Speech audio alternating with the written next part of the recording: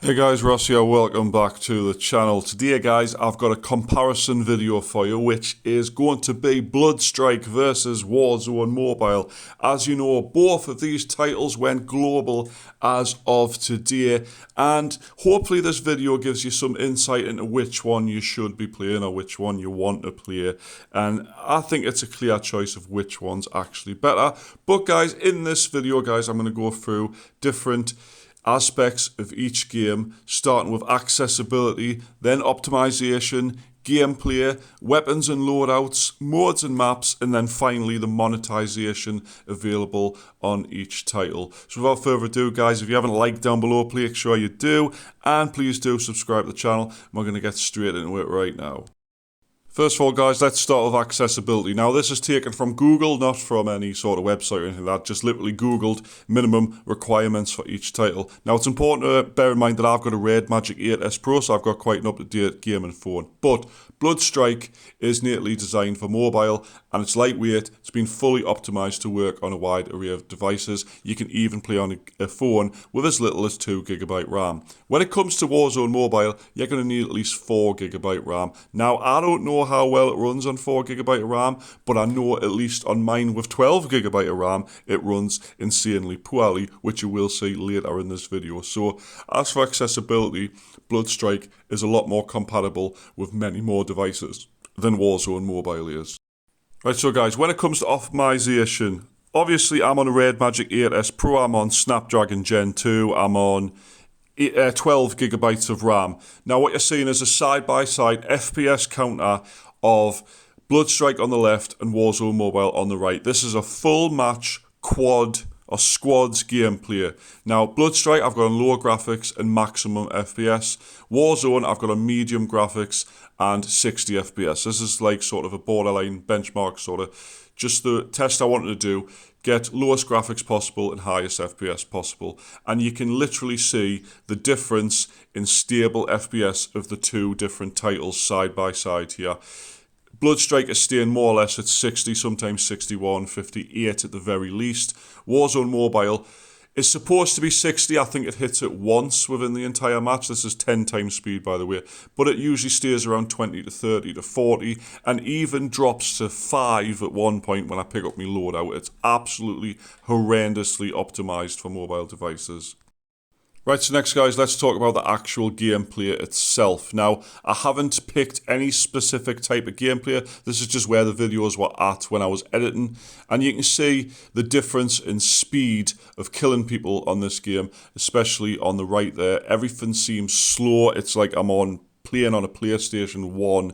Whereas on the left, it's fluid, it's fast. There's no issues. I can run around as much as I want. Warzone felt like I was playing in constant lag. It was just like it was lagging the entire time. I absolutely hated the experience I had on Verdansk on Warzone Mobile.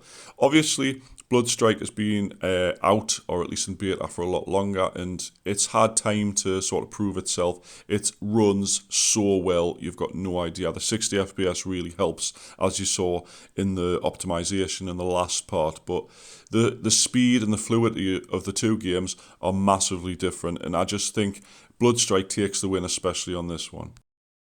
Right, next guys, we've got weapons and loadout. Now obviously you're looking at the screen here that Warzone Mobile has a ton more weapons, attachments and customization of weapons. Obviously it's marrying, or at least getting parts from Warzone, Modern Warfares, etc.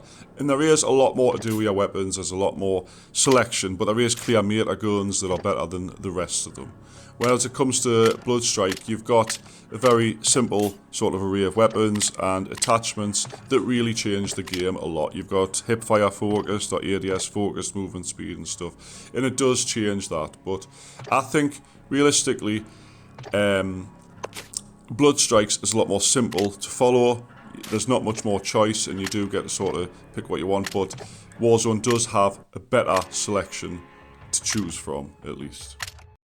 So guys, we're halfway through the video right now, or at least more than halfway through. We've got two more categories to go for, which is the modes and maps, and then finally the monetization of the game, by which I mean microtransactions, how much it costs, the comparison between how much you're going to spend on each game if you are spending and you want them cosmetics and stuff like that. Now, if you haven't liked the video so far, please do right now down below. Do appreciate it, and do make sure you subscribe to the channel. We're going to get into the next part right now.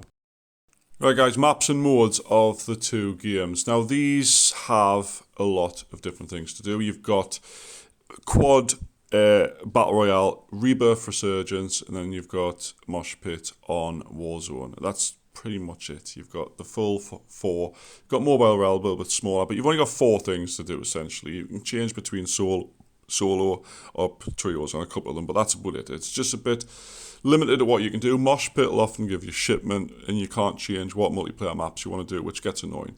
Whereas on Bloodstrike, you've got a ton of more to do. You've even got a training range, something that Warzone doesn't have. So you've got a lot more selection to fine-tune your settings and stuff on that game. I do think that Bloodstrike does take the chicken dinner on this one.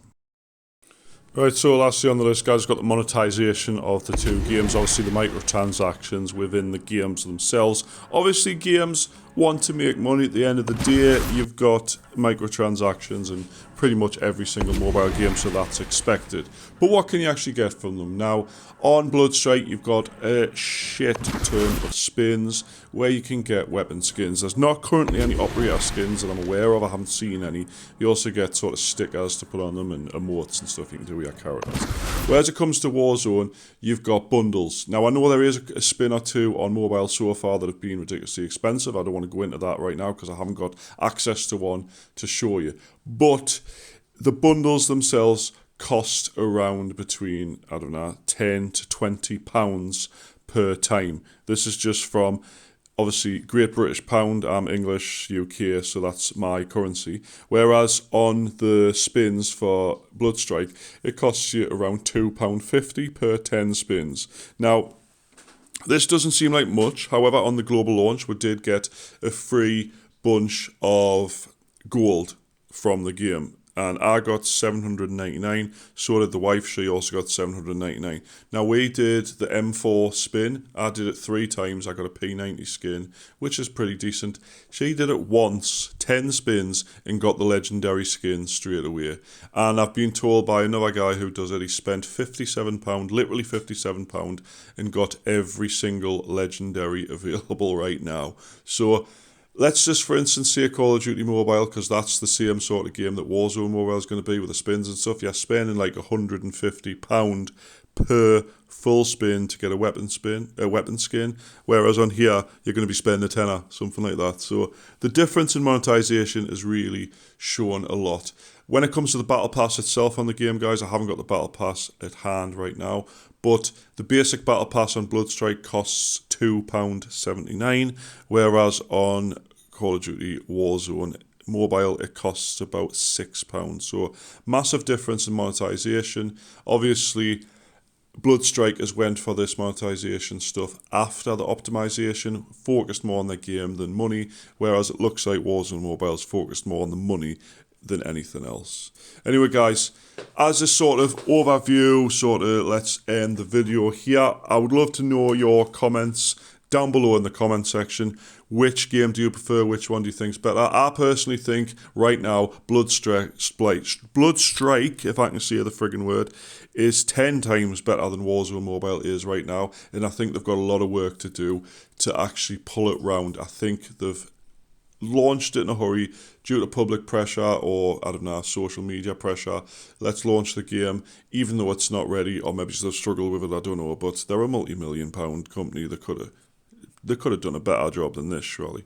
But anyway, guys, Bloodstrike, for me, is a lot better. I recommend you do download it right now. The link will be in the description.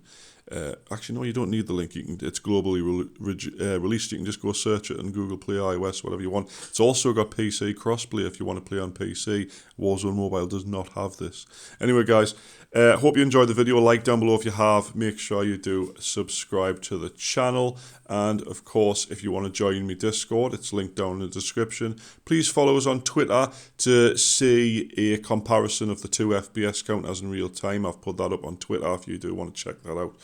But we're going to end the game now. You can see in the background the sheer difference in gameplay of the fast-paced Bloodstrike on the left and the very, very slow-paced Warzone Mobile on the right. You can see which one I'm having more fun with, that's for sure. Anyway, I'll catch you in the next video. Thanks for watching. See you then.